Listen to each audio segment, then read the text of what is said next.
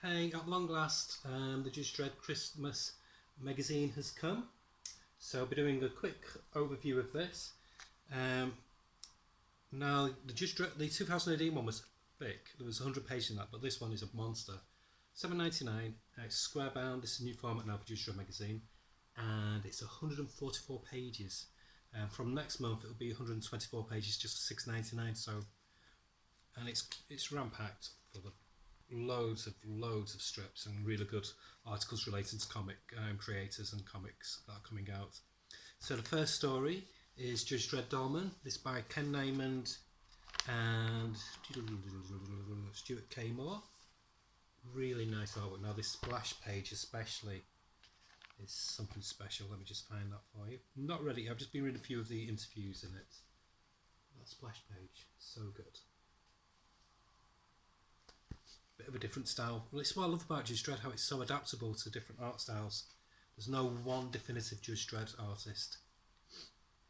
Even back in the 70s and 80s there wasn't, because you had Mick Moan and then you had Cam Kennedy and also Brendan McCarthy, Brian Bolland, all different. Carlos Esquire, of course, all very different but all distinctly Judge Dredd.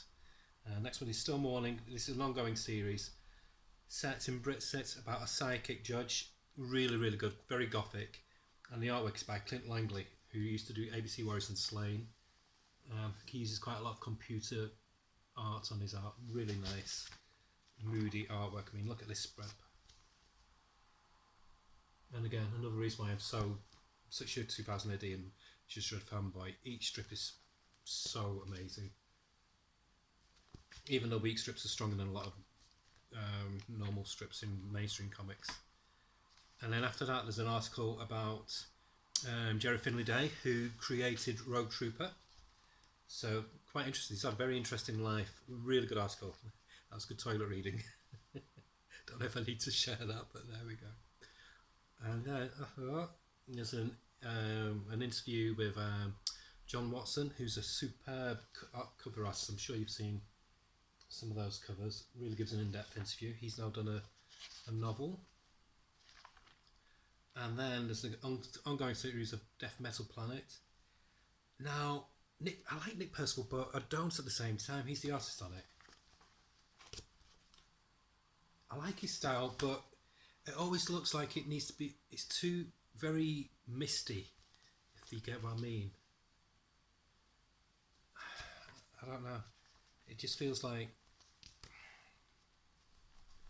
it covers up quite a bit. I just like it to be a bit more distinct.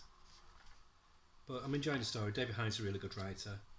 And then one of my favourite characters, Devlin Moore, Karma Police. This is the third part of his current storyline.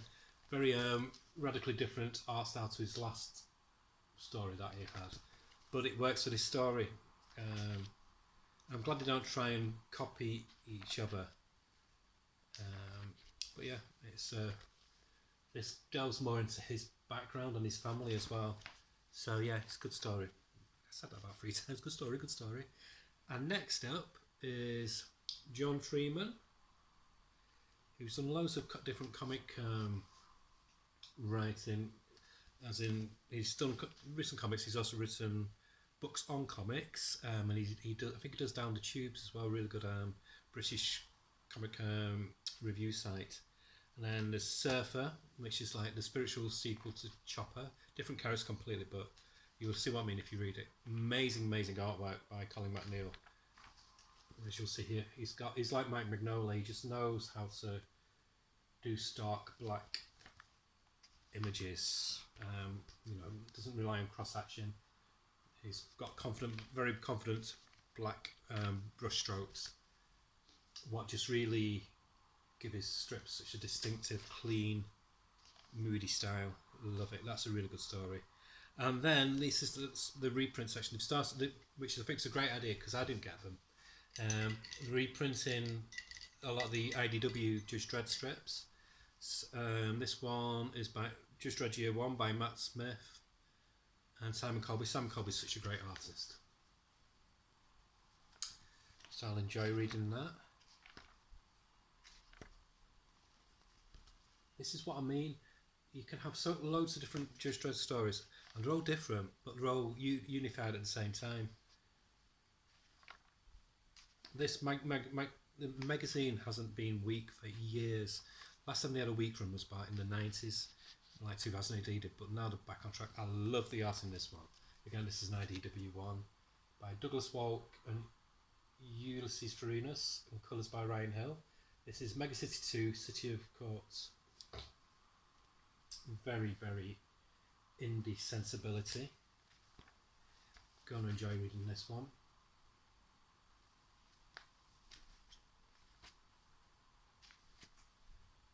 And then it's quite a lot. I think it's a full strip. Then there's a fantastic reprint of a classic 60s and 70s British hero called the Steel Claw, which the concept is really stupid because he's a secret agent and his superpower, wait for it, is he goes invisible, but he goes invisible, but his steel claw, his steel hand doesn't. So I mean, it's.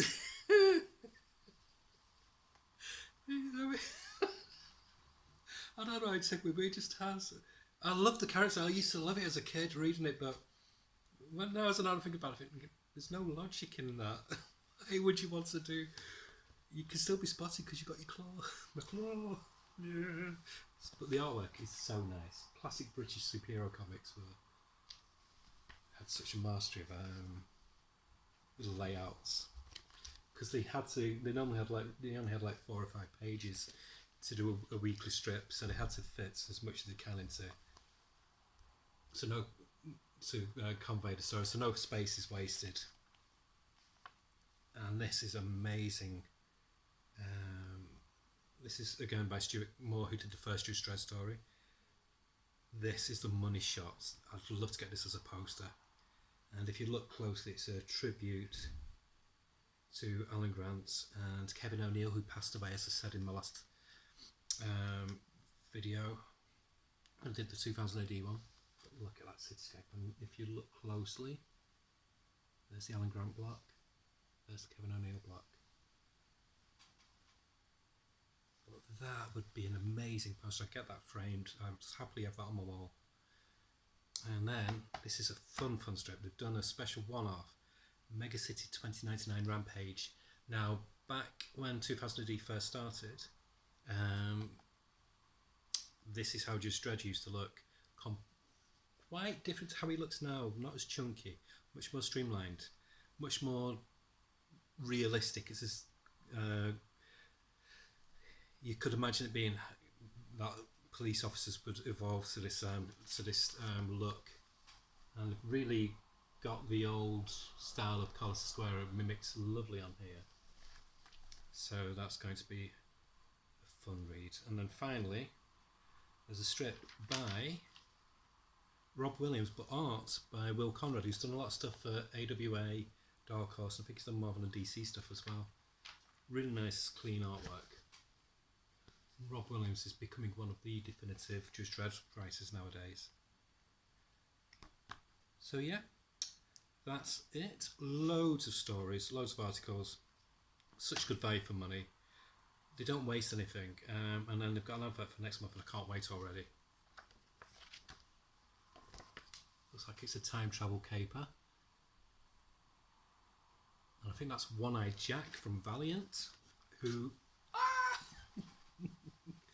oh, he was great. There was 2 characters I loved in the 70s, One-Eyed Jack and Dredger, and they were like Dirty Harry cops. So I think that's who it is. I can't wait. I mean, that cover. Oh my word. Again, just 2000 AD and Just Dredd magazine. They just do perfect covers, making you want to pick up the magazine or the comic. So that's it. I am now going to go away, edit, and then first I'm going to have a drink. Look, it's my first one. I am sober tonight. And then I'm going to do what I promised on my last video, going to look at the March releases 2023 for the indie publishers, so people like Boom, AWA, etc., and look at the new number ones that are coming out specifically and which ones I might buy. Okay, chat to you later. Bye.